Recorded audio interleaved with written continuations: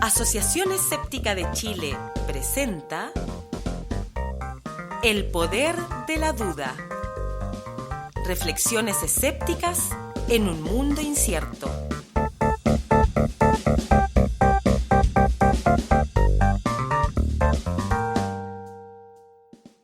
¿Qué tal? ¿Cómo están? Bienvenidos al Poder de la Duda. Nos encontramos de nuevo. Nos se han pasado totalmente los calores santiaguinos, así que nos estamos sofocando un poco aquí en el estudio de grabación. Pero tenemos una gran invitada hoy, ¿no? Vamos a tener una ocasión de tener una conversación larga y profunda y indiscreta con Alessia Ínjoque.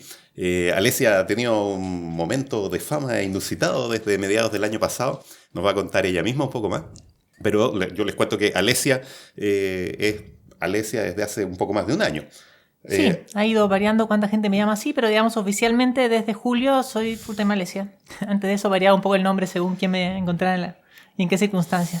Originalmente Alejandro, le vamos a preguntar un poco más de su vida personal, pero aprovecho de presentar al panel también. Está Maite con nosotros para ayudarme a bombardear a preguntas. Alessia, ¿qué tal, Maite? Hola, buenas tardes, encantada de estar aquí, con mucha ganas de hacer muchas preguntas y ayudarte, Daniel. Y Roberto, que llegó derrapando sobre la hora. ¿Qué tal, Roberto? Un gusto, como siempre, pero llega la hora. ¿Ah? Correcto. Entusiasta. Y tenemos a Gustavo, que está moviendo perillas por allá, pero insistió en tener un micrófono también, porque también va a querer meter su cuchara en algún minuto. Voy a intentarlo. Muy bien. Oye, partimos entonces, Alessia, a lo mejor la introducción no fue totalmente clara con lo que quería decir con esto del nombre. Alessia es una mujer trans, ¿no? Una mujer transgénero y ha estado presente en los medios durante el último año y en particular durante las últimas semanas, porque es un tema que ha revivido mucho. Ha revivido el tema gracias a la película, digamos. Una mujer fantástica trajo un poco de vuelta el tema trans y entre eso han llamado a personas como yo a contar su historia, a opinar sobre la identidad de género y diferentes cosas del cotidiano, digamos.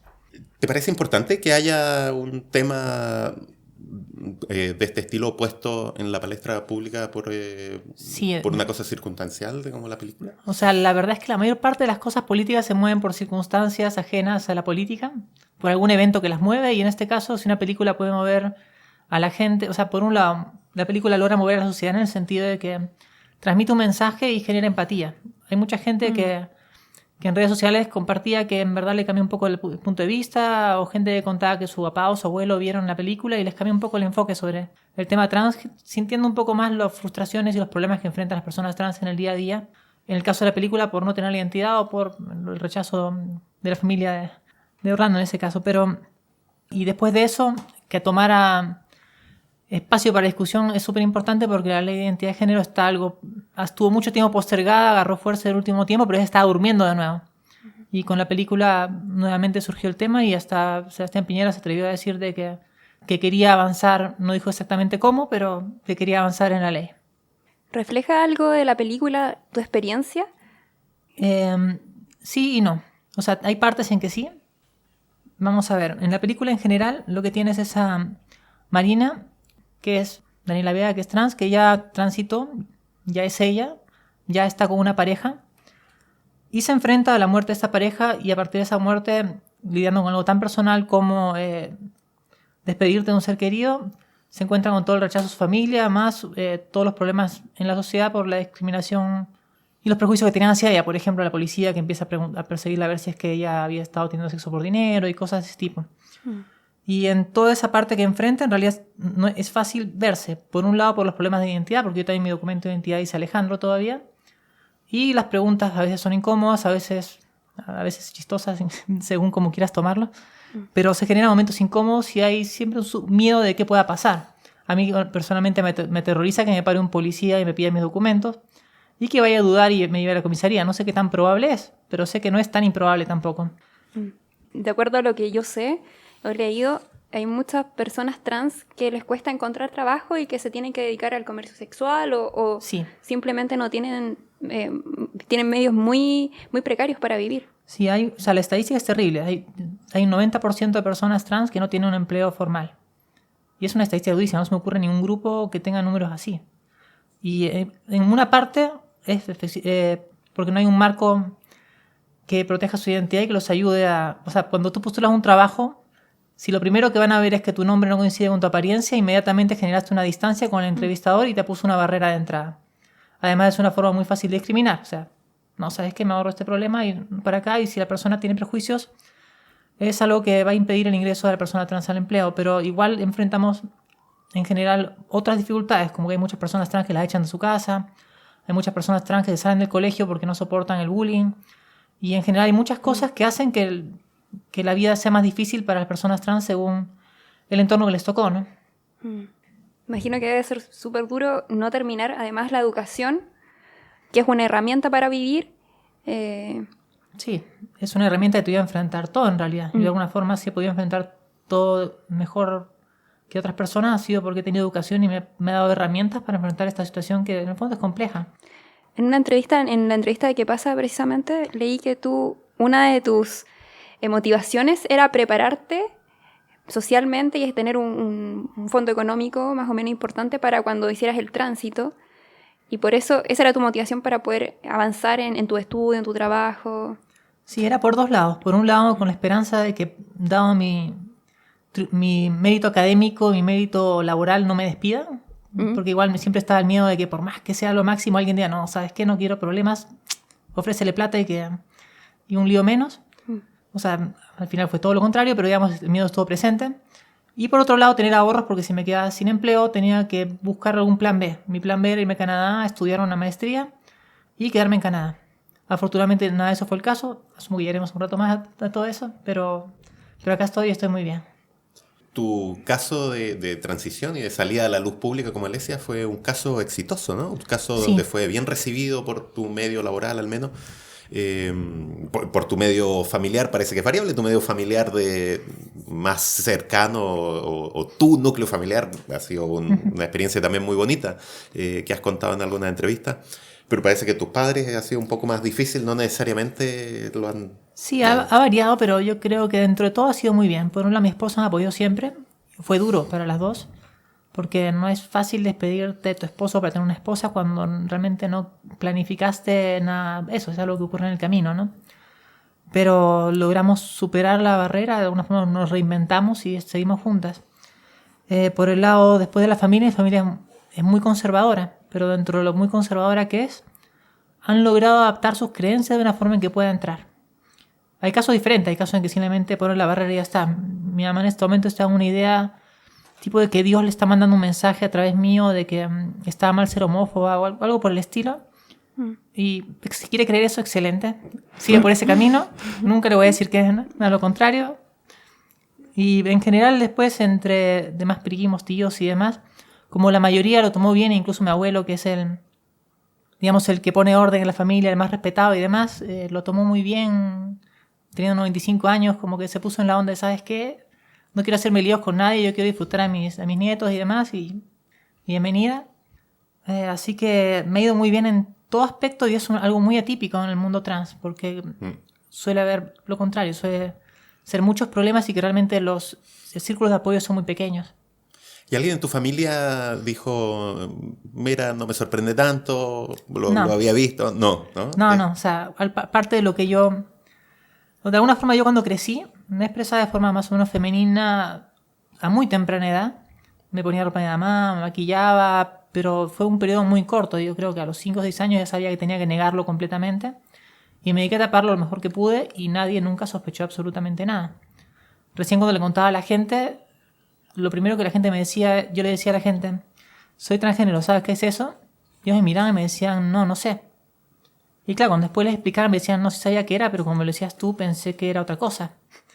Porque yo en verdad me dediqué a esconder esta identidad lo mejor que pude y de hecho sobrecompensé incluso algún tiempo en algunos aspectos negándome cosas que no necesariamente son tan femeninas como bailar, no sé, para mantener una imagen un poco más masculina y tener esto oculto inicialmente porque no quería revelar esa parte de mí para que no me rechazaran y ya en proceso de asumir esta parte de mi identidad para que llegara a través mío contándolo a la gente y no por un chisme, ¿no?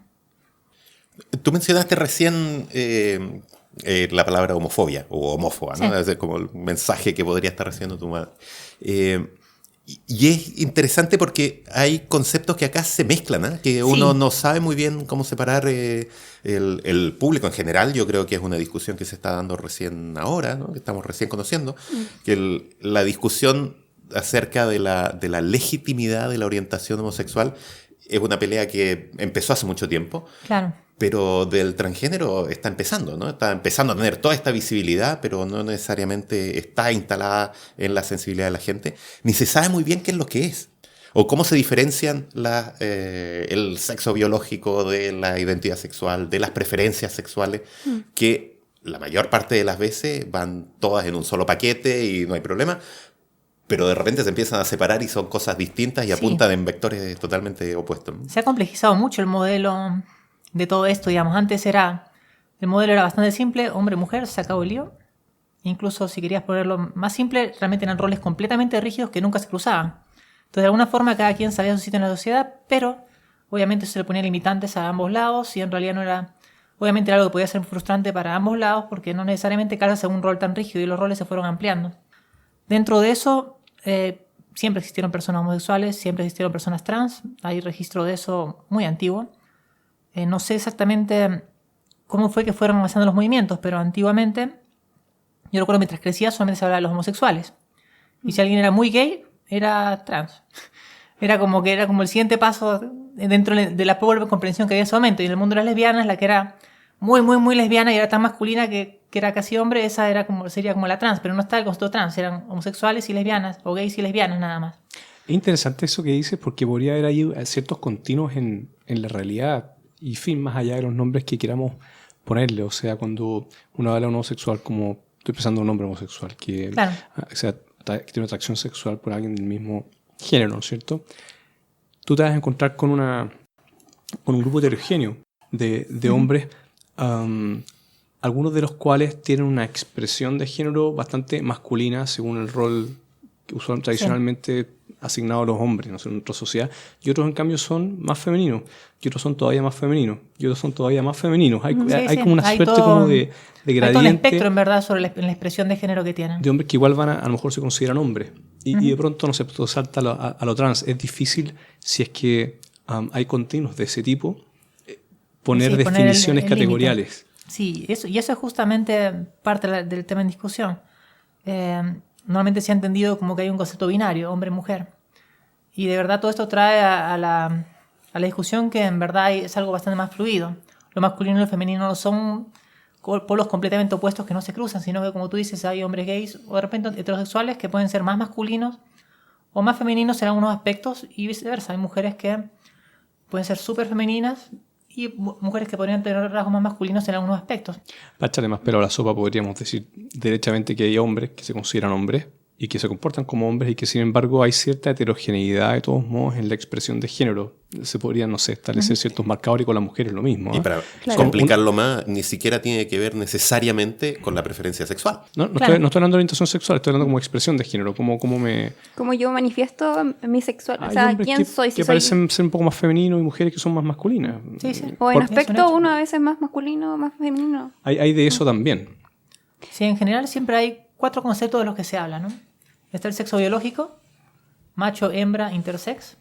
El mundo intersex estaba completamente oculto durante mucho tiempo. Recién se está hablando del tema. Y es porque antes, cuando alguien estaba en los puntos intermedios, lo operaban para que se adecue a uno de los dos lados. Y había unas reglas para medir según el tamaño del pene del recién nacido. Pasaba a ser mujer o lo mantenían como hombre. Y era una cosa muy discutida y que ahora entiendo que ya se está dejando de operar a las personas intersex. Aunque honestamente no conozco cuáles son los protocolos médicos en este momento. Grupo con el que, entre paréntesis, ya hay varias condiciones. Claro, no además, es una condición intersexual. No, hay todo un rango de condiciones de las que son hormonales hasta algunas que son genéticas. No soy experta en el tema, pero sí hay un amplio número de diferencias ahí que se puedes encontrar. Pero eso ya te va diciendo que el sexo no es binario tampoco. Hay un espectro al medio que indica que hay diferencia en la naturaleza y ocurre también en todas las especies. O sea, hay humanos intersex, creo que un amigo tiene un perro intersex y así hay diferentes especies que tienen estas condiciones. Después pasamos por ir al más fácil, a uno un poco más fácil, vamos a la orientación sexual. Ahí tienes heterosexual, tienes homosexual y tienes al medio bisexual y por ahí está lo pansexual también. Entonces igual tienes ahí ciertas variedades entre lo que es preferencia sexual y que no necesariamente están ligados a lo anterior. ¿Cómo se define lo pansexual? Eso no estoy familiarizado con eso. Pansexual, en general, como bisexual, son dos. Entiendo que pansexual se refiere a que como ahora hay espectros no binarios y intersex y demás, como que no estaría solo en esos dos, sino que algo que abarca completamente el espectro, digamos. Algo que yo he escuchado mucho. Es muy similar, en verdad. Respecto de lo pansexual es que te gusta la persona, te gusta, o sea, uno se siente atraído por una persona particular, por sus características únicas. Uh-huh. Eso es... Sí, es realmente enamorarse de la persona independientemente de cómo se defina, digamos, uh-huh, en el espectro ya sea de género, de sexo o de lo demás, ¿no? Ahí se define una persona pansexual. Y después si vamos a identidad de género, que es ahí donde estoy yo, tú podrías tener una identidad masculina, femenina o no binaria. En mi caso yo tengo una identidad femenina, soy de biología macho y soy lesbiana y la expresión de género que es la otra es femenina. Y en realidad son estos 4 que van interactuando. Y no son 4 que estén marcados en solo 2 lados, sino que hay expresiones al medio. Y en el centro, lo no binario también se le dice queer, que son estos que mezclan entre lo masculino y femenino en un punto que es bien difícil diferenciar si son hombres o mujeres. Y por el lado de la expresión de género igual tiene femenino, masculino y andrógeno, donde no necesariamente están ligados, porque algunos de ustedes podrían tener una expresión andrógena y no necesariamente dejar de sentirse hombre o mujer. Entonces hay una mezcla importante ahí de conceptos que desafían bastante de las ideas que tenemos. Claro. Y se enreda bastante todo. Oye, uh-huh, un pequeño paréntesis que tú tratando de buscar un dato que no encontré y de repente tú puedes saber que tiene que ver con la prevalencia. Si nos centráramos en lo transgénero propiamente tal, no sé, transexualismo, no creo que puede ser que este dato simplemente no se tenga porque sigue siendo algo muy ocultado. ¿Tienes alguna idea o alguno de ustedes si es que lo revisó de cuál será la prevalencia de esta condición? ¿Cuántos seres humanos adultos hay que se sientan así? Es muy difícil sacar el número porque ¿cuánta gente estará en el closet todavía? Exacto. Pero hay números que dicen que podría ser hasta 0,5% y los números más bajos hablan de 0,03%. Porque el homosexualismo se habla en torno al 5%, aunque claro, tampoco se tienen números completamente claros. Sí, está claro que al menos dentro de lo identificable ahora, el mundo trans es mucho más pequeño que el mundo gay y de lesbianas, digamos. Yo ahí puedo meter algo en la cuchara. La verdad es que en la Universidad de California, Los Ángeles, en el Departamento de Estudio del Genoma Humano, hay un señor E. Valén que estudia todo este tema y él propone que incluso 1 de cada 100 personas podría tener una condición DSD, digamos, que lo denominan, todas las condiciones transexuales están dentro de ese gran término DSD, que es desorden de desarrollo sexual. Así se le llama. No sé si está bien la palabra desorden. Ya le vamos a preguntar a Alesia. Sí. Correcto. Claro. No sé si está bien. A lo mejor ese sería un término que habría que cambiar. Pero hasta ahora están encajonados en eso. Y él 1 de cada 100. 1 de cada 100 plantea. Y podría ser incluso hasta eso. Y que en realidad, dentro de todo este 1 de cada 100, están personas en donde se te puede desarrollar un DSD o pueden ser... bastante tenue, imperceptible. O sea, tú puedes ser... de hecho, yo podría ser uno. Yo me siento completamente hombre, pero a lo mejor tengo algún tipo de... en mi desarrollo embrionario, hormonal y todo, que se provocó algo que a lo mejor igual tengo algún tipo de tendencia femenina. Todos en general, ahora cuando hablamos de sexo, somos una especie de mezcla en este espectro. Generalmente más tirado por un lado para otro, pero normalmente hay mucha mezcla. Y todo esto, como te digo, el número es 1 de 100. Yo creo que es como para poder guiarse. ¿Alguna vez no estás hablando de orientación sexual, por supuesto, sino que como de identidad de género. No, una cosa absolutamente biológica. Absolutamente biológica. Bueno, yo creo que ese es un tema que tenemos que discutir, tenemos que meternos un poco. Antes de eso, quisiera preguntar, porque el fenómeno de salir del closet de los transexuales es un fenómeno muy reciente. Culturalmente, ¿qué factores habrán hecho que en nuestra época esté apareciendo esto? ¿Qué está permitiendo que se hable más acerca del tema? Yo creo que hay dos cosas. Primero, por un lado, tienes que si había gente que salió del closet antes, pero que, claro, termina en la prostitución, no tenía alternativas. Hoy día yo creo que hay países desarrollados que han ido avanzando en esto. Hay empresas que han ido incorporando gente trans a su planilla fuera de Chile, y ya había como historias que le permiten a la gente decir, pucha, de repente puedo. Y esa gota de esperanza es la que te da un impulso a vivir tu identidad. Yo creo que eso va por un lado. Igual yo creo que Internet, las redes sociales y demás te ha ayudado a darte cuenta que no eres la única persona en el mundo que pasa por esto. Porque a mí, ¿qué me pasaba en mi infancia? Yo crecía, yo sentía que era una niña, me sentía femenina y demás, pero yo me sentía súper sola. O sea, para mí yo era la única persona en el mundo que estaba pasando por esto. Claro. Hoy día un niño va, googlea y va a encontrar, claro, me siento de esta forma, y va a encontrar que eso existe, va a encontrar que hay una comunidad, va a encontrar que no es una persona que está sola, y eso te da fuerzas para salir adelante también. Claridad también para entender qué es lo que a uno le está pasando. Porque si una palabra para describir, o sea, cuando yo crecí no existía la palabra. Habrá existido la palabra trans, o la habré escuchado por ahí, o tenía 18 años, por el 98, 97. Y tener la palabra te ayuda, te da una claridad, pero claro, en ese época tenía la palabra, pero el futuro que se veía era aterrador. Solamente veías prostitución. En el mejor escenario veía gente que estaba en el mundo de la estética, pero que saliendo de su trabajo eran tratados pésimos, los botaban de su casa. De alguna forma ha ido mejorando un poco la percepción de la diversidad, se han ido avanzando en varias cosas. Y yo creo que eso ha permitido que mucha gente se atreva, como en mi caso, y que igual hay un riesgo a tomar el riesgo y tratar de vivir una vida más auténtica, porque al final la vida se te pasa y si estás solamente actuando es frustrante. Es interesante cómo está permitiendo entonces las redes sociales, una de las hipótesis, sí, la más plausible me imagino, cómo está permitiendo abrir la mente a este tema y a reflexionar cosas que antes no se podía simplemente porque no había diálogo. Y ahora no había cómo. Que uno de los temas que yo quería tocar y que es bastante espinudo respecto de si considerarlo o no una condición o una enfermedad mental, también ha ido cambiando en el tiempo. Hay una historia en eso que es relativamente reciente, de las últimas décadas, según la serie de los DSM, que es la clasificación de las enfermedades mentales de los norteamericanos, de los gringos, de la Asociación Americana de Psiquiatría, estaba este concepto del trastorno de identidad sexual, que hacía referencia a sujetos que sentían que su género o su identidad de género era distinta que la del género asignado, ¿no es cierto? Y eso fue cambiado para el último DSM, que es el 5, que es del año antepasado, si mal no recuerdo. Sí, de hace poco.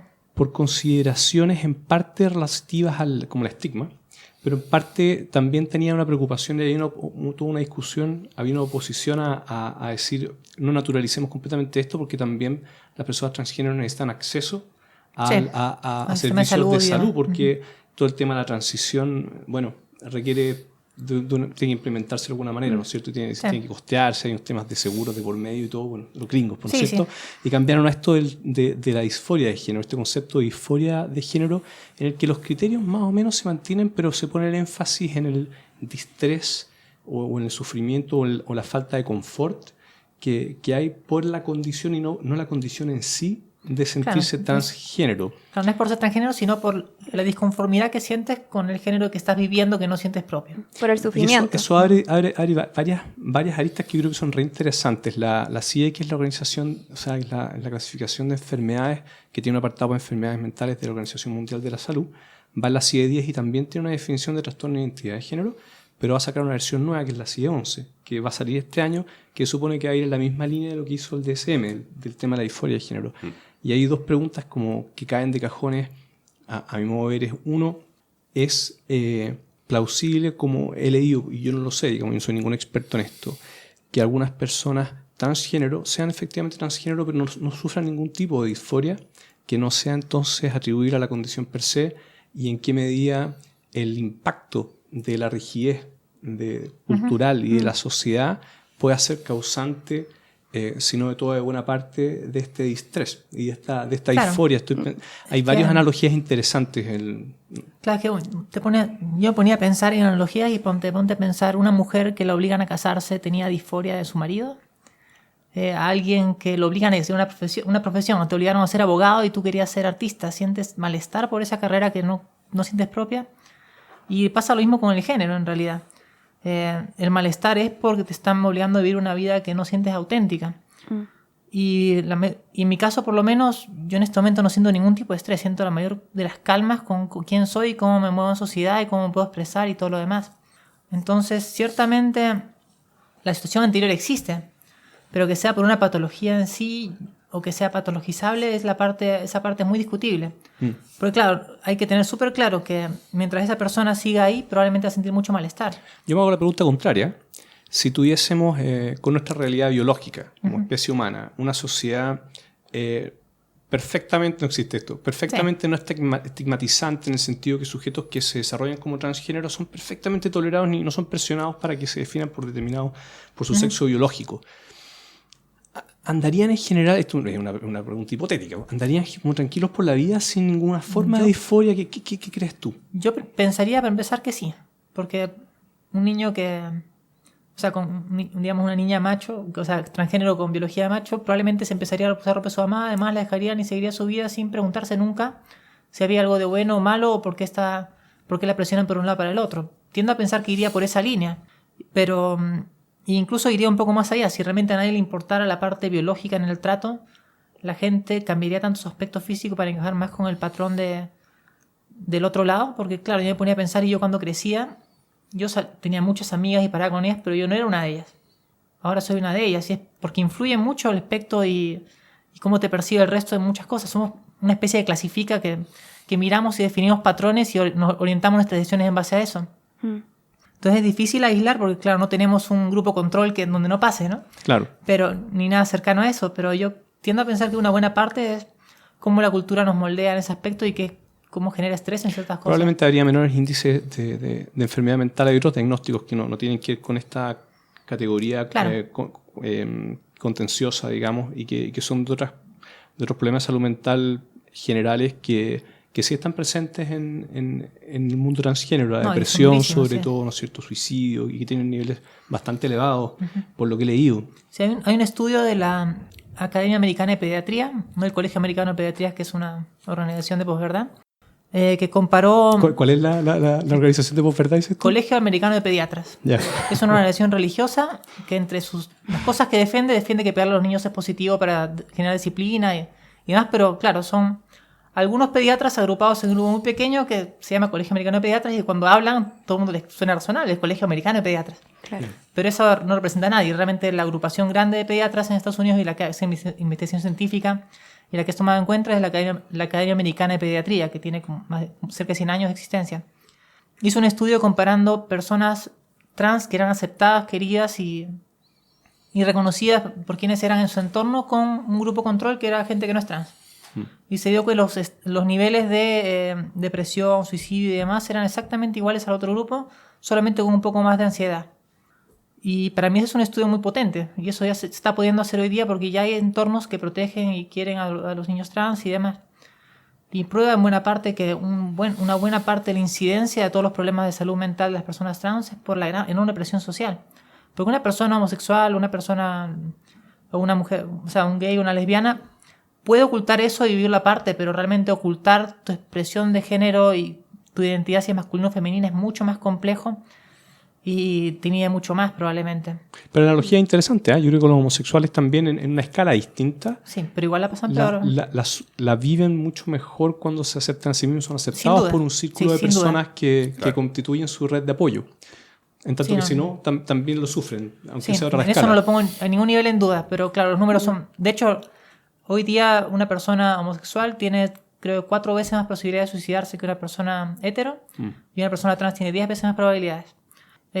Yo también he estado conversando mucho con personas homosexuales en estos aspectos, y en general hablan de que el no poder contar sobre sus vidas, el tener todo oculto, igual como me pasa a mí, te dificulta relacionarte con la gente.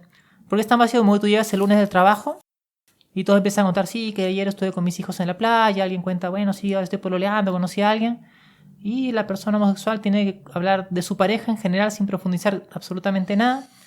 Y una persona trans como yo no puede contar mucho menos si es que no ha salido del closet. Todo eso va marcando distancias, va marcando desconfianza, porque la gente te empieza a contar cosas personales y lo que es importante para ti personal no puedes contárselo. Algo que me aparece, una pregunta que aparece enseguida en esta conversación es acerca de la diferencia entre lo biológico y lo ideológico, porque claro, el bus de la diversidad que estuvo el año pasado, que generó tanta polémica. Claro, el bus que generó la polémica era el de la, entre comillas, libertad. El de la libertad, ese. Con muchas comillas. El otro de la diversidad. El otro lo iba siguiendo. Ya. El de la diversidad lo iba siguiendo acompañándolo. Fue una reacción del móvil, parece. Sí, del móvil. Yo creo muy bien pensada. Bueno, esas personas tienen mucho miedo de las confusiones. Y algo que me imagino que generará este miedo a las confusiones es que ellos piensan que esto es algo meramente ideológico, que no tiene ninguna base biológica no es una sensación meramente real y auténtica de la persona, sino que es algo que tiene que ver con unas ideas transgresoras que vienen a irrumpir y a corromper la sociedad y la cultura. ¿Cuál es la diferencia? ¿Cuánto hay de ideológico? ¿Cuánto hay de biológico? Claro, o sea, clarifiquémoslo a las lo primero que diría es que personas. La mayor parte de la gente trans siente su identidad de una época en la que no tienes ninguna capacidad de tener ideología de nada. O sea, yo a los 4 o 5 años me ponía ropa de mamá y me maquillaba con su maquillaje. Eso no era ideológico, eso era porque me nacía hacerlo. Y después seguí sintiendo esta identidad a pesar de que durante todo ese tiempo yo me identificaba de derecha y bueno, liberal, pero de derecha, o sea, ninguna cercanía ideológica con el posmodernismo ni con construccionismo social, ni siquiera tenía de esas cosas, digamos. Pero siempre lo sentí. Para mí el tema ideológico era lo que menos contaba, realmente por el tema ideológico me negaba todo esto.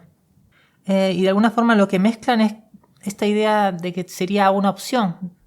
Te dicen que no, que son elecciones que hacen y son elecciones enfermas y cosas por el estilo, pero no conozco a nadie que haya elegido ser trans, realmente es algo que sientes y vives. Y es como la personalidad de cada persona, cada quien siente su personalidad y tu cuerpo realmente es una extensión de tu mente, de tu ser. Claro, es una extensión súper importante, pero todo lo que sientes es lo que dirige tu vida, porque tú trabajas, tú haces, conoces a alguien, te enamoras, haces familia, y todo eso es en base a lo que sientes, y sentir una identidad es fundamental realmente en quién eres. ¿Qué crees que generará tanto miedo en la cultura de las personas que no están dispuestas o a los que le hace tanto ruido que existen personas transexuales y que sea algo auténtico, que no sea un intento de corromper a las otras personas ni hacer daño? Yo creo que hay varios factores. Yo pensaría que en general la posición conservadora es una posición bastante obsesionada con el orden y que sienten que cualquier cosa que altere ese orden que consideran ellos, si no perfecto, digamos, lo más positivo que hay, es muy negativa y no conciben, además, dentro de sus creencias que generalmente están muy ligadas a religión y una de las ramas religiosas probablemente de las más duras y negativas en muchos aspectos, no conciben la posibilidad de estar equivocados. Para ellos ya tienen la verdad revelada, ya tienen una visión única de cómo funciona el mundo y cualquier cosa que no quepa en el mundo, para ellos, en su mundo, para ellos no es parte del mundo. Y tienen simplificaciones ridículas, realmente te hablan de ideologías, biología sin ideología. Ok, la biología te dice macho y hembra, te dice cómo se reproduce, nadie cuestiona cómo se reproduce la gente. O sea, eso está fuera de confusión. No vas a escuchar ni una persona atrás que diga, no, pues ahora como transité puedo embarazarme. No, yo no me puedo embarazar, lo tengo súper claro. Pero realmente mezclan conceptos y se amarran a que el sexo es lo único que existe y que todo lo demás no hay, ignorando la abundante evidencia en la sociedad y en el mundo que hay de que esto es muy real y que hay personas que pasamos por esto y que en general somos parte de todos. Mira, aquí hay un tema de escepticismo de repente. En una discusión que tuve en redes sociales, sin especificar mucho más. Una breve discusión. Fue una larga discusión, ¿no? Varias acerca semanas. del transgénero y qué sé yo.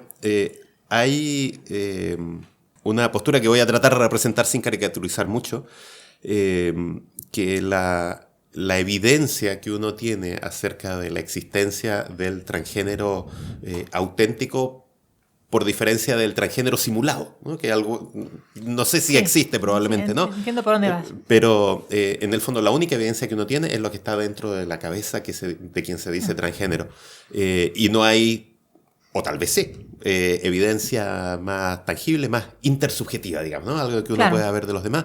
Entonces, esta persona lo ponía más o menos como la evidencia de la existencia de las revelaciones divinas. Si alguien me dice que Dios me dio un mensaje, está más o menos al mismo nivel de quien me dice que es mujer atrapado en un cuerpo de hombre. Claro, ¿no? yo te diría, hay dos diferencias importantes. Primero voy a poner la parte de la más subjetiva, y es que si personas inconexas en todo el mundo y en un porcentaje equivalente te dijeran la misma historia sobre Dios sin haberse conocido, yo creo que tendrías un argumento más fuerte.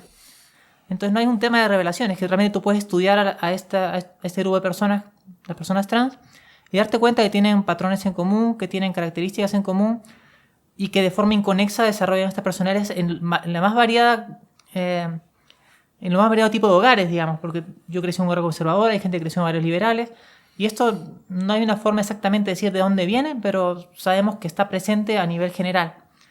Y la otra parte que yo diría es que ya hay estudios de neurociencia que estarían indicando que hay diferencias en el cerebro trans versus el cerebro cis. cis es el que no es trans. ¿Qué tan concluyentes son? Honestamente no lo sé porque no soy neurocientífica. Pero por lo que mencionaban, había varias partes del cerebro en que un cerebro como el mío se asemeja más al cerebro de una mujer cis que al cerebro de un hombre cis. Yo puedo aportar algo en esa discusión porque he leído acerca del tema. Bueno, lo que tú mencionabas, primero hay evidencia pareciera ser cualitativa en ese sentido de investigación cualitativa, y también en neuroimágenes se ha visto que una de las hipótesis es que el cerebro de los trans se desarrolla con una intensidad hormonal y es distinto que el cuerpo. O sea, se produce un mismatch, así lo llaman. El cuerpo tiene una biología y una sexualidad de un tipo y el cerebro de otro. Pero también, y esto me parece muy interesante, es que han visto las neuroimágenes que el cerebro trans es distinto del hombre cisgender y de la mujer que no es trans. Sí, sí. Claro, por lo menos en ese paper que compartimos, que leímos juntos al respecto, aparecían estudios neuroanatómicos inclusive, con diferencias en mujeres transexuales que eran más propias de las mujeres cis que la de los hombres cis. O sea, hablar de un cerebro femenino. Sí. Y estudios en neuropsicología, inclusive, por ejemplo, de razonamiento espacial, en que el comportamiento, digamos, los resultados de esas mujeres trans se parecía más al de las mujeres cis que al de los hombres cis.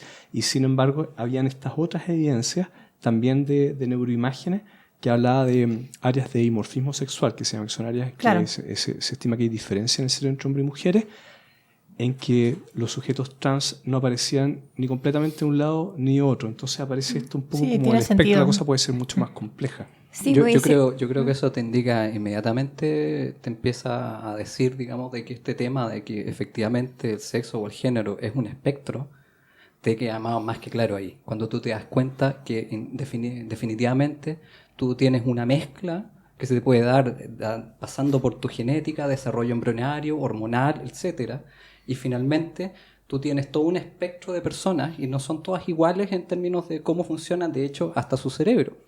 Esto se ha demostrado hasta en ratas.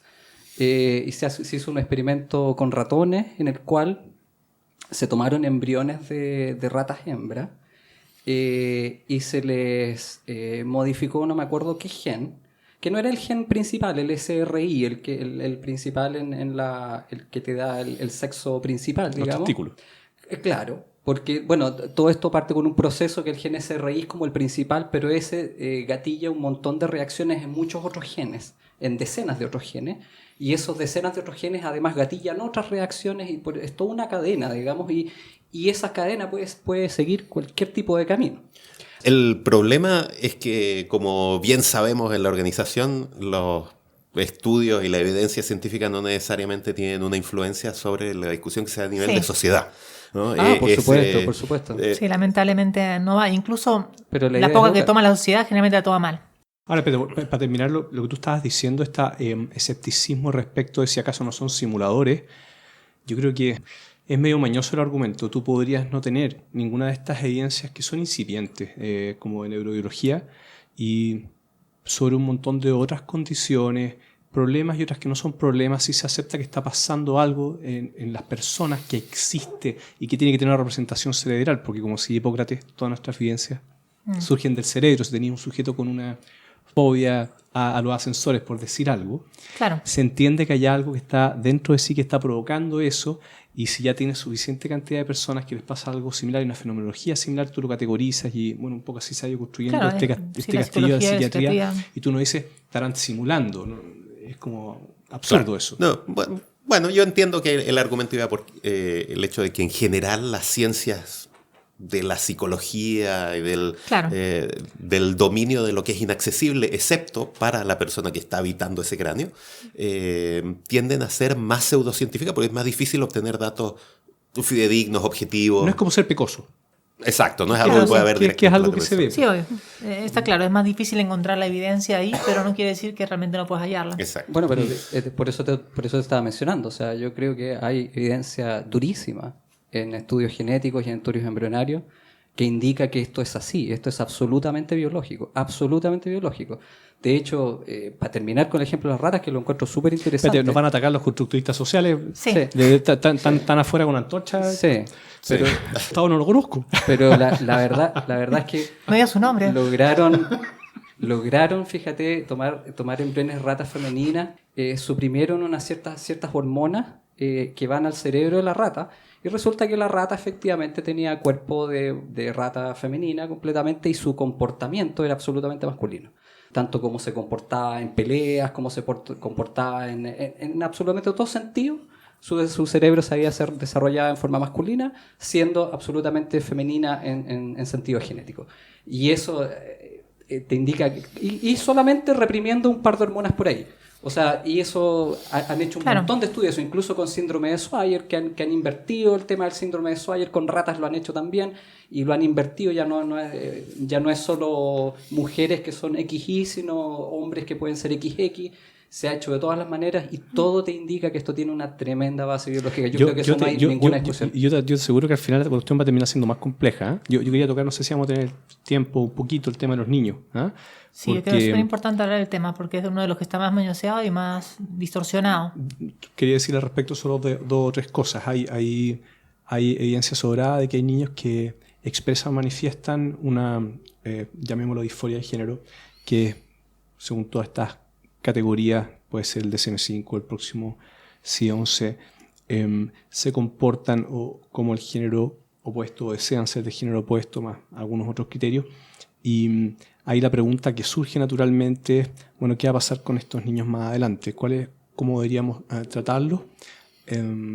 Y si es que la transición, entendida como tratamientos hormonales y quirúrgicos, es como el único, comillas, tratamiento, porque tiene que ir con la definición. Claro.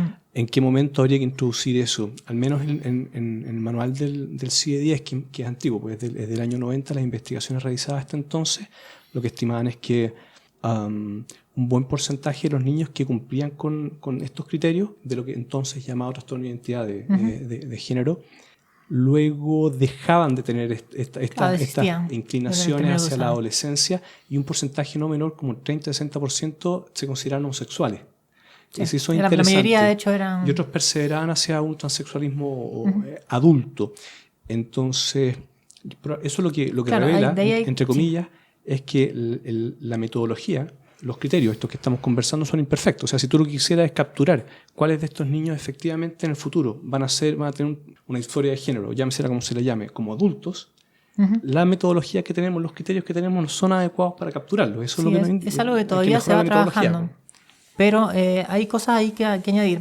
Lo primero es que en esos estudios, en realidad esos estudios era de gente que entraba a estas clínicas y se iba analizando, pero se ha ido pudiendo diferenciar que hay 2 categorías en cuanto a la sintomatología, digamos, de disforia, no disforia por poner el nombre técnico conocido. Había gente que lo consideran género expansivo, sería la traducción inmediata, no sé si es la palabra que usan en español.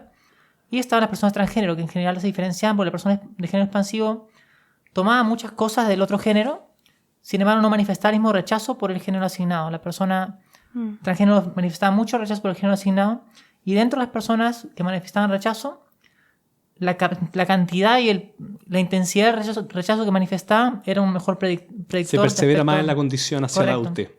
Entonces se ha logrado reducir la incertidumbre, pero nunca es cero.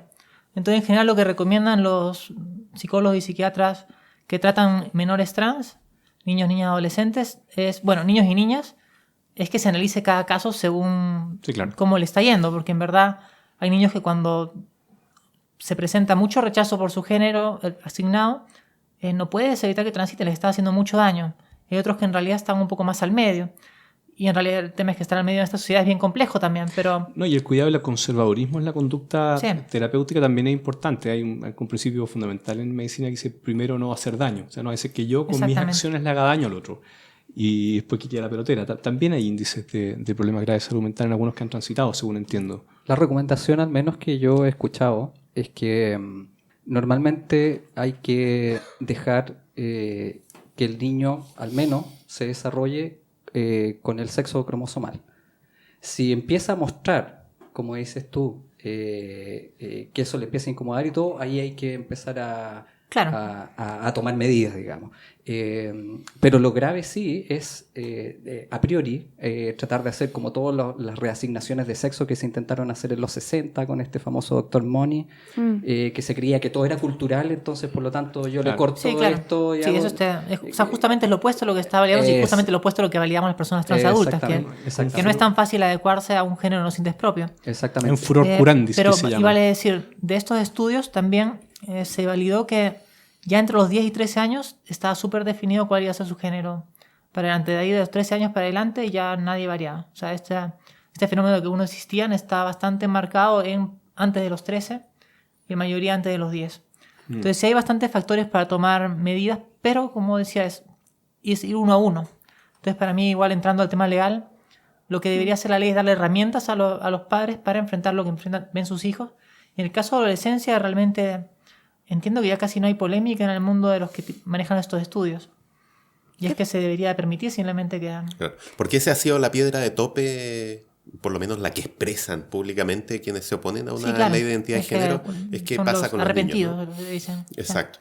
Que la ley probablemente tendría aspectos muy beneficiosos para la gente trans adulta. Yo no sé si tanto en los niños. ¿Cómo lo ves tú? Porque finalmente la mayor causa de estrés o de ansiedad es más social que legal cuando uno es niño, ¿no? Sí, sin duda, pero realmente el tener un documento que no tiene tu nombre es causa de estrés social. O sea, me contó una mamá trans me refiero que mamá de un niño trans, que fue un pediatra y tuvo la mala suerte de ir a un pediatra que se le ocurrió darle un discurso de por qué vestía a su niño mujer. Conocí otro caso que no la dejaban entrar al país porque no creían que fuera ella y repetían el nombre masculino y cosas así. Realmente te encuentras en la sociedad mucha gente que no sabe cómo reaccionar y reacciona mal, y eso yo de adulta lo aguanto, pero a los niños no lo aguantan tan fácil, les duele más, y cuando llegas a la adolescencia la pubertad es peor.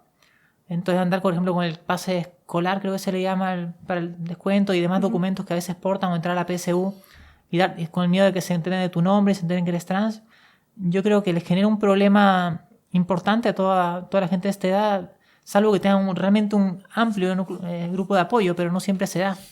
¿Qué te parece? Tenemos las herramientas hoy en día y el conocimiento hoy en día para que niños o jóvenes comiencen tratamientos hormonales para transitar, o es algo que deberíamos tomar con precaución todavía? Claro, yo creo que siempre hay que continuar las investigaciones y seguir avanzando, pero yo creo que lo razonable siempre es ir tomando decisiones en base a lo que vas sabiendo. Y lo que hoy día entiendo que se hace es que realmente en función de cada caso y según cuánto malestar le está causando a este niño o niña vivir en un género que se desarrolle su pubertad, es que recién empiezan con bloqueadores de hormonas y recién empiezan con el tránsito hormonal, digamos. Pero no es algo que esté completamente cerrado en todos los niños a los 13 años tienen que ser esto y esto y esto. Realmente es un caso es algo que se va viendo caso a caso y según cómo reacciona cada niño, es lo que estábamos hablando antes. Es un tratamiento que tiene un gran impacto en tu identidad, digamos, en tu salud, en tu manera de ser y en tu yo, en definitiva, y tienes que estar seguro de lo que estás haciendo. Y mientras más chico el niño, un poco más difícil eso. Entonces, ser un poco conservador no es descabellado. Sí, o sea, igual las hormonas en ningún caso empiezan antes de la pubertad. De hecho, la pubertad lo único que te dan es bloqueadores de pubertad, que lo único que hacen es postergar la pubertad. De hecho, se le da eso a personas cis cuando empieza muy temprano la pubertad. A una niña de 9 años que empieza a madurar, de repente les dan bloqueadores para que llegue el momento que corresponde, ¿no? Oye, te quería preguntar una cosa un poco distinta, más por el lado quizás de lo que decía Daniel. ¿Tú formas parte de alguna agrupación, institución de la sociedad civil organizada que promueva la conciencia respecto del mundo transgénero? No, la verdad, participo en cualquier organización que me invite a participar en algún evento, algún conversatorio, de lo que sea. Y el único sitio en el que estoy es en el Partido Liberal. Bueno, con ellos igual participo en bastantes cosas de la diversidad.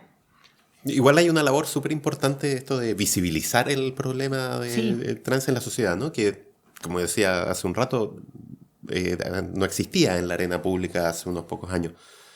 Y cuando estábamos preparando esta conversación, yo revisé algunas de las entrevistas que has dado en radio y que la mayor parte de ellos están en sitios que permiten comentarios. Y hay comentarios que alaban tu valentía, a los que yo me sumo por lo demás, pero también hay comentarios bastante pesados. Sí, olvídate. Ahí, dejando de lado la parte emocional, que me imagino que en algunos casos puede ser fuerte, pero si uno quisiera destilar de ellos cuáles son los argumentos o cuáles son las categorías de miedos que la gente que se opone a que se hable de este tema tiene. ¿Tú lo tienes más o menos identificado? Como para tratar de entender el lado contrario. O sea, para mí en general, no es que pueda hablar con certeza, pero porque probablemente hay diferentes cosas, pero yo creo que, como comentaba, hay gente obsesionada con un cierto orden de la sociedad y que le estamos cambiando ese orden imaginario que tienen, ¿no? Porque realmente la sociedad, ya existimos, ya estamos acá, las personas homosexuales también están acá y somos parte de la sociedad ya hoy día, pero claro, de alguna forma mucha gente cree que negando nuestra existencia o negando las leyes que nos permitirían igualar las condiciones de trato como pareja o de trato respecto a nuestra identidad, como que nos desaparecen y no seríamos tanto problema para ellos. Pero para mí en esa línea hay gente que le molesta mucho que le distorsionen sus paradigmas a los que están muy aferrados por seguridad. Porque creer en algo sólido, en una sociedad estable, en algo ordenado, donde pueden guiarse de forma muy sencilla, les da cierta seguridad en sus vidas y en cómo proceder. Y realmente cuando empiezas a mirar el mundo con ojos críticos te das cuenta que no hay espacio en el mundo que no sea complejo y lleno de grises, pero hay gente que tiene blanco y negro para todo. Tú vas a ver que homosexualidad, blanco y negro. Identidad de género están entre blanco y negro y generalmente condenan. Inmigrantes van a estar ahí. Cualquier cosa que desordene su estructura de sociedad van a odiarla. Y por eso los inmigrantes han hecho tantas caricaturas también. Yo, una mera especulación, yo creo que hay una combinación ahí al menos de un temor como de contaminación, como una percepción de que lo transgénero podría ser lo homosexual o podría ser lo negro. Si estamos hablando de racismo, de algún modo tengo un impacto en mi propia vida y me la contamina de algún modo. Y yo creo que también hay como unas ideas como de falsas pendientes resbaladizas, como decir, no, un montón, olvídate. Como decir acá, si es que salen del closet o los homosexuales o los trans, en este caso estábamos hablando, de pronto se va a llenar, va a cambiar el mundo. Este mundo ordenado que dice Alesia va a transformarse por completo porque esta cosa es contagiosa. Claro. Es como una especie de temor de contaminación, creo yo. Pero que no es un temor que tiene sentido a menos que uno tenga una calificación negativa del fenómeno, ¿no? Absolutamente. Entonces, claro. De hecho, nos preguntábamos antes de que empezáramos esta conversación, yo genuinamente no tengo ningún dato, pero mi percepción acerca de la prevalencia de la homosexualidad es que puede haber aumentado. Eso puede estar muy contaminado porque antes no se veía y ahora se ve. Claro, es que es eso lo que estamos viendo los números. Pero también hay una mayor libertad y por lo tanto hay una mayor posibilidad de explorar alternativas que en la época en que yo crecí estaban vedadas, ¿no? Era imposible plantearse siquiera esa pregunta porque esa pregunta ya era suficiente como para tener un estigma. No iba a haber dos hombres caminando de la mano en el Parque Bustamante. No, claro, jamás. Entonces existe este temor de que el ejemplo sea contagioso, lo que dices tú, ¿no? De poder producir un poco más. Hay algo interesante en el link que se hace entre el pensamiento escéptico que nosotros estamos tratando de promover y la emergencia del conocimiento de lo trans. Porque tú decías, son personas que tienen mucho miedo a lo desconocido, que tienen ideas muy estructuradas respecto del mundo y que se niegan a conocer y a ver la evidencia. Sí, la niegan completamente. Hay evidencia o interpretan científica. Completamente de forma sesgada. Totalmente. Entonces, creo que parte del fenómeno trans lo que va a traer es una posibilidad de que se abran muchas mentes, porque dado que está emergiendo esto, vamos a tener que empezar, o nos vamos a cerrar mucho más, o vamos a tener que empezar a abrir nuestra mente a que pasan cosas diferentes y en qué evidencia nos vamos a basar para saber qué es lo verdadero. Sí, y además yo creo que para ellos en buena parte también esto impacta no solamente en el hecho de que hay personas trans, sino que de alguna forma desafiamos estereotipos de género y roles de género muy establecidos sobre los que ordenan su vida, porque generalmente los más conservadores tienen mucho más marcado dónde está el hombre y dónde está la mujer, y por nuestro lado lo rompemos. Y si entras a la gente que dice que no es ni hombre ni mujer, peor, y les genera mucha frustración y mucho choque. Ahí nos podemos meter en un avispero, pero que es del puerto de una catedral. ¿Son los roles de género meramente construcciones sociales o hay factores biológicos que también los modulan, o si no los definen, los modulan? Pero yo creo que si entramos en eso va a ser un programa va a durar toda la noche. Sí, pero seamos ecuánimes, digamos que en parte. En parte. No sabemos. Claro que sí. Yo creo que influencia las dos cosas, sin duda. Sí. Vamos a abstener el juicio. Más que en parte, al menos por lo que yo he estudiado. Más que en parte. ¿Más que en parte social o más que en parte biológico? Biológico, definitivamente. O sea, sin duda que hay factores sociales, pero está demostrado que es una cadena. Sí, pero hay un poco esta visión, sobre todo al lado del conservadurismo, me da la impresión a mí, de la tabla rasa, ¿no? De que todo el carácter que uno adquiere durante la vida es producto de la formación a la que está sometido. Y ahora que lo pienso, en realidad no solo el conservadurismo, también el posmodernismo un poco el posmodernismo tiene la idea de que todo es construido, ¿no? Y es difícil establecer los límites, porque en verdad es como decir, ¿cuántas mujeres ingenieras habían hace 50 años? Ni una.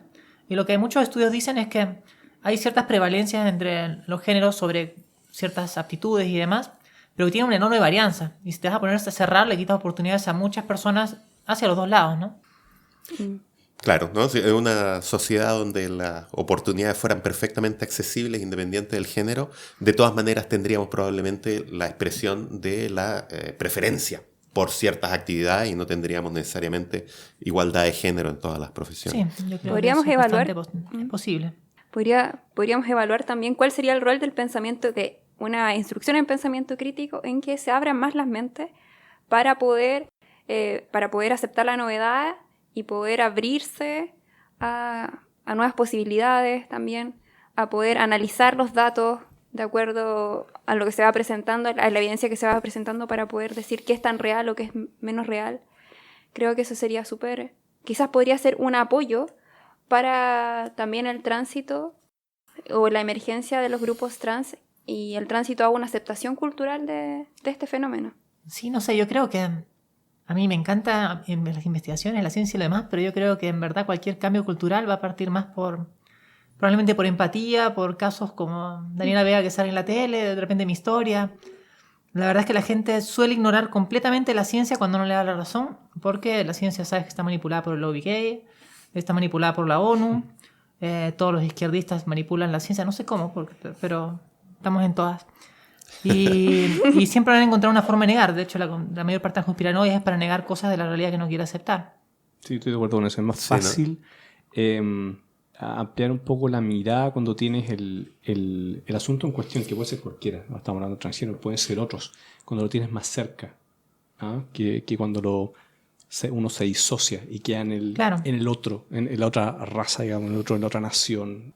Es que con lo otro, o sea, en general tú puedes decir, sí, que este estudio está sesgado porque la persona que lo hizo es posmodernista. Tú puedes decir cualquier cosa sobre la ciencia y no creer y taparte las orejas.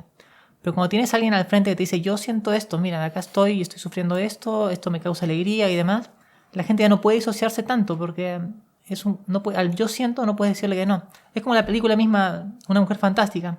Generalmente tú veías los comentarios hacia cualquier tema trans muy marcados por esto es lobby, esto no sé qué. Pero la película no toca ni un tema de lobby, es una persona lidiando con la muerte de un ser querido y que sufre toda la discriminación en el camino. Y los comentarios eran muy diferentes, tenían que orientarse a que la película no era tan buena, tenían que orientarse a que bueno, pero hay también otros tipos de discriminación, y ya no podían ir a lo personal porque lo personal es innegable. Realmente cuando ves lo que experimenta alguien que sufre discriminación es algo que no puedes dejar de sentir, salvo que realmente estés tan metido en tu tribu y en tu ideología que seas completamente incapaz de sentir empatía, pero eso no es la mayor parte de la gente. ¿Cuál crees que sería el siguiente paso cultural para empezar a abrir el campo ideológico de ideas y de la misma cultura para que se integren las personas trans? ¿Qué cosas podemos hacer en la vida cotidiana para integrar a las personas trans? Sí, es difícil pensar cuál será el camino exacto. Yo pensaría que es empezar a incorporarlos en diferentes espacios, incorporarnos a diferentes espacios. Para mí el tema laboral es un tema fortísimo. Porque realmente cuando empiezas a ver gente en el trabajo, que son tus compañeros con los que tienes que resolver problemas y demás, te empieza a marcar un poco la forma en que te relacionas con esas personas.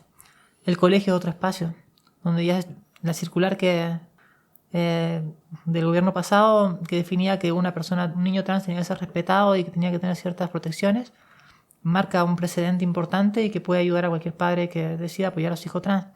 Pero es un camino largo y que no sé cuántas aristas irá teniendo, ¿no? Las leyes también son muy importantes. Esperemos que en realidad vaya buscándose de todos los espacios diferentes, todos a la vez, porque yo creo que hace algo más así, más horizontal, que diferentes personas, ya sea yo o de diferentes espacios, van a ir empujando un poco en cada uno por su lado en lo que puede empujar para que la cosa avance. ¿Te parece que ayudaría cambiar los libros de texto o empezar a cambiarlos ya? Los libros de biología que ya están obsoletos. Yo creo que sería una muy buena idea, pero esa es una batalla muy grande que se haría porque, o sea, por ejemplo, en Perú a alguien se le ocurrió poner en un libro, creo que era de algún tema de ciencias sociales, que los hombres y las mujeres son iguales. Y se armó tremendo escándalo porque ideología de género y todas las estupideces estas, cuando obviamente nadie se refiere a que son iguales exactamente en cada uno de sus características. Se refiere a que son iguales en dignidad, derechos, potencial y merecen respeto y demás. Y que empieces a poner temas de intersexualidad en los libros, van a decir, no, eso los niños tienen que saberlo cuando sean adultos, que eso corresponde a que un padre se le enseñe. Y esos son los discursos que están haciendo hoy día para negar, incluir temas de respeto a los demás y civismo en el colegio. La barrera es esa, es que cualquier cosa que implique reconocer que la diversidad existe es ideológica y por lo tanto no queremos ideología en los colegios. Se le pasó la mano al tipo el libro en Perú, ¿eh? Le faltó cautela. Sí, olvídate. Sí. Y fue tremendo escándalo. Llevamos una hora de conversación, se nos ha pasado rápidamente, es un tema súper interesante y para no abusar de la paciencia de nuestros auditores vamos a irlo cerrando, pero yo quiero que hagamos unas últimas reflexiones tal vez con cosas que se nos hayan quedado en el tintero. Una duda que yo tengo que me gustaría preguntarte es acerca de la legislación sobre la identidad de género. ¿Cuál es la diferencia fundamental que crees tú que puede hacer una legislación de este estilo? ¿Cuál es el beneficio principal?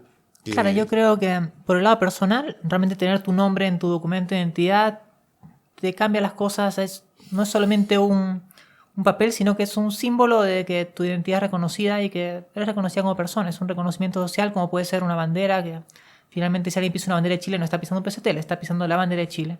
Los símbolos son importantes para las personas. Y lo segundo es que enmarca la conversación de un ángulo diferente. O sea, ya estamos hablando de personas con un reconocimiento de quiénes son por el Estado.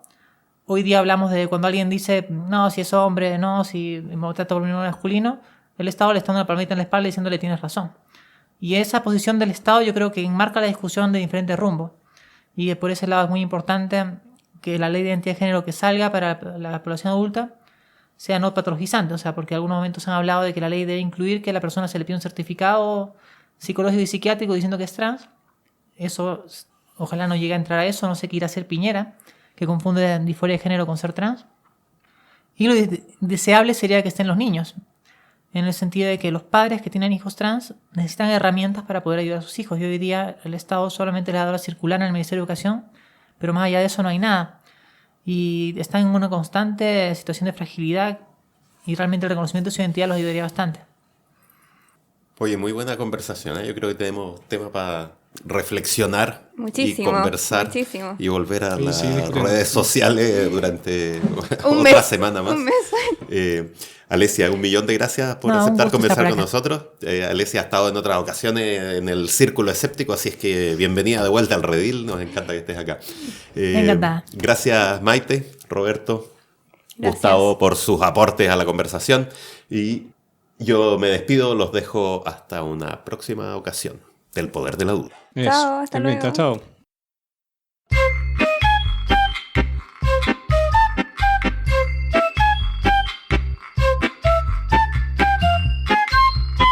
Este programa es producido por la Asociación Escéptica de Chile, AECH, organización dedicada a la promoción del pensamiento crítico, la razón y la ciencia. Puedes visitarnos en nuestro sitio web www.aech.cl y encontrarnos en las redes sociales Facebook y Twitter. La música utilizada en este programa está bajo licencia Creative Commons. Los reconocimientos a los respectivos autores se encuentran en la página de publicación de este episodio.